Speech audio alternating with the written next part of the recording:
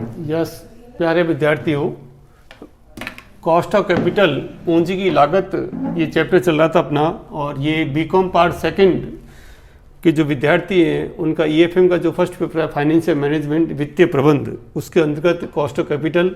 और इसमें पढ़े हैं अपने अभी तक कॉस्ट ऑफ डेब्ट कैपिटल या डिवेंचर्स।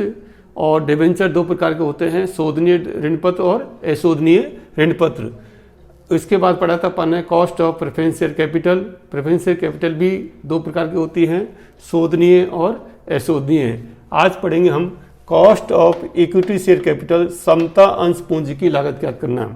इक्विटी शेयर्स किसे कहते हैं और प्रेफरेंस शेयर कोई भी कंपनी जो पब्लिक कंपनी है वो जो स्थापित की जाती है तो उसको इक्विटी शेयर के माध्यम से हम पूंजी कलेक्ट करते हैं। सोर्सेज ऑफ जो कैपिटल का है वो एक तो इक्विटी शेयर कैपिटल है और एक आता है प्रेफरेंस शेयर कैपिटल। तो इक्विटी शेयर कैपिटल की कॉस्ट ऑफ कैपिटल हम कैसे ज्ञात करें, तो उसके लिए फॉर्मूला है पहला डिविडेंड यील्ड मेथड, लाभांश प्राप्ति विधि। आप ये जानते हैं कि जो इक्विटी शेयर होल्डर्स हैं वो कंपनी के स्वामी होते हैं, मालिक होते हैं, और कंपनी जो प्रॉफिट कमाती है उस प्रॉफिट में टैक्स चुकाने के बाद कर पश्चात जो लाभ हैं उसमें से पहले डिविडेंड प्रेफरेंस शेयर होल्डर को दिया जाता है, उसके बाद मैनेजमेंट तय करता है कि इक्विटी शेयर होल्डर्स को कितना % डिविडेंड दिया जाएगा। तो जो डिविडेंड प्राप्ति विधि है, लाभांश प्राप्ति विधि, इसका मतलब ये हुआ कि कंपनी के जो प्रबंधक हैं वो इक्विटी शेयर होल्डर्स को कितना डिविडेंड पर शेयर बांटते हैं, और ये डिविडेंड दिया जाता है प्रेफरेंस शेयर होल्डर को देने के बाद। तो इसका फार्मूला होगा KE बराबर DPS अपॉन MP इंटू 100। तो KE का मतलब यहाँ पर है कॉस्ट ऑफ इक्विटी कैपिटल, इसको आप CE भी लिख सकते हैं, कॉस्ट ऑफ इक्विटी कैपिटल बराबर DPS का मतलब है डिविडेंड पेबल पर शेयर, प्रति अंश लाभांश का भुगतान कितना किया। DPS का मतलब क्या है, डिविडेंड पर शेयर। MP का है मार्केट प्राइस पर शेयर, प्रति अंश बाजार मूल्य क्या है, इंटू 100। तो ये निकलेगी आपकी after tax cost of capital. और यदि इसको बिफोर टैक्स याद करना है तो इसी में अपन क्या कर देंगे, इंटू 1/1 - T, ये निकल जाएगी आपके before tax cost of capital. लाभांश प्राप्ति विधि के बाद दूसरी विधि है अर्निंग यील्ड मेथड, अर्जन प्राप्ति विधि।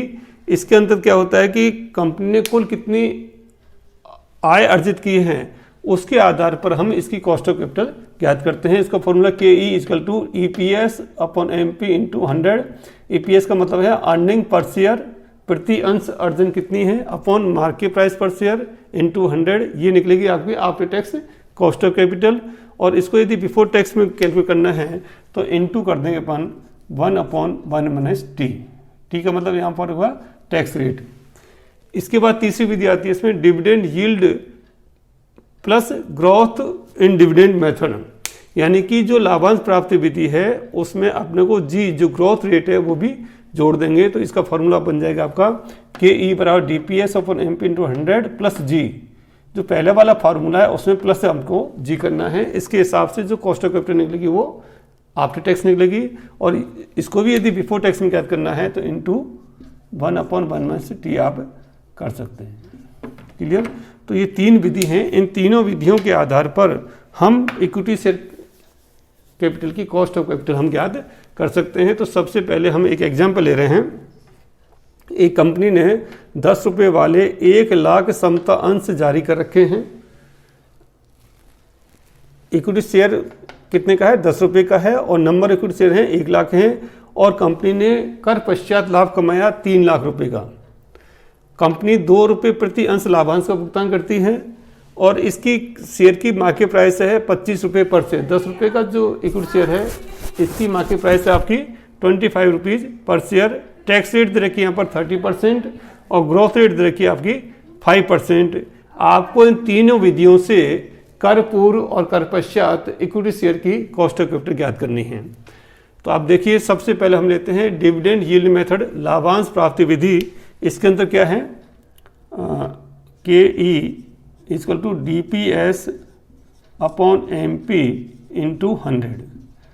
DPS का मतलब क्या है, डिविडेंड पर शेयर कितना देखा है, 2 रुपये, 2 MP कितना देखा है, 25 रुपये। मार्केट प्राइस पर शेयर है 25 रुपये इंटू 100। ये आ गया आपका 25 का 100, 8%। 8% ये आएगी आपकी after tax. After tax cost of capital आपकी 8% आफ्टर टैक्स आई। अब यदि इसको बिफोर टैक्स ज्ञात करना है तो टैक्स की रेट रखिए अपने को 30%, तो इसको हम गुना कर देंगे 8% इंटू 1/1 टी कितना 30%, तो 8 इंटू 1/1 30/100, तो ये हो गया आपका 8 इंटू 70/100, तो 100/70 है ना, तो ये हो जाएगा आपका 800/70, 7 10.728, लगभग 11.42% ये आ जाएगी आपकी बिफोर टैक्स।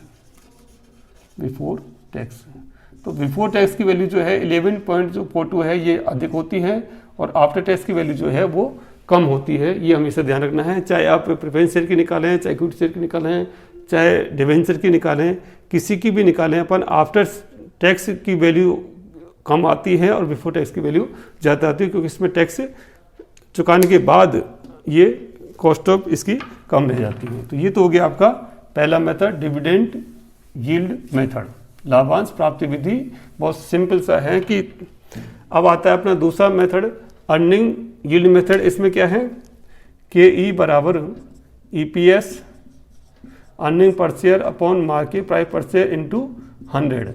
अब अर्निंग पर शेयर कितनी है निकालनी पड़ेगी।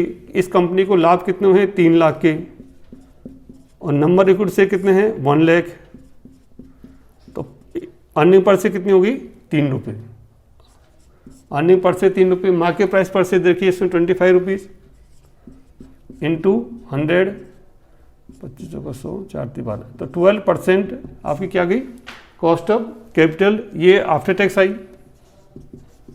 आप ध्यान रखें हमेशा इक्विटी शेयर कैपिटल की और प्रेफरेंस शेयर कैपिटल की जो कॉस्ट ऑफ कैपिटल निकलती है इस फॉर्मूले से, वो आफ्टर टैक्स ही निकलेगी। अब इसको बिफोर टैक्स में कन्वर्ट करना है, तो वही फॉर्मूला लगा देंगे अपन 1/1 तो 12 इंटू 1/1 टी कितना है 30%, तो 30/100 इससे कैलकुलेट ली, ये आपकी क्या जाएगी बिफोर टैक्स। अब लेते हैं अपन तीसरी विधि।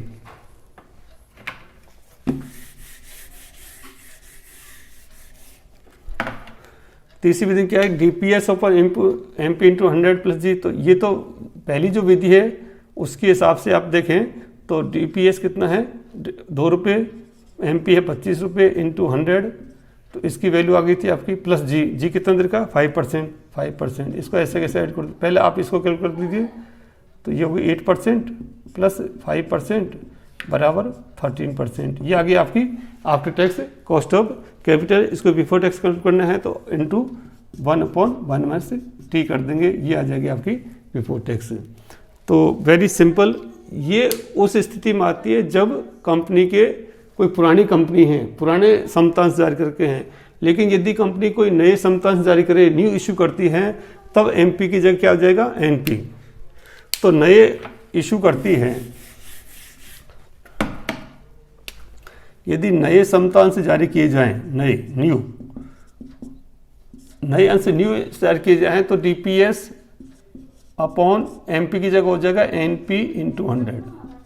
NP का मतलब है नेट प्रोसीड, क्योंकि जैसे आपने प्रेफरेंस शेयर में पढ़ा था, डिवेंचर पढ़ा था कि हम एट पार बेच सकते हैं, एट डिस्काउंट बेच सकते हैं, प्रीमियम बेच सकते हैं, और अंश पत्र निर्माण के कुछ खर्चे होते हैं, तो उन खर्चों को घटाने के बाद NP निकलेगी, डिस्काउंट राशि घटाते हैं, प्रीमियम की राशि जोड़ते हैं, तो MP की जगह मार्केट प्राइस पर शेयर जगह आपको नेट प्रोसीड लिखना है।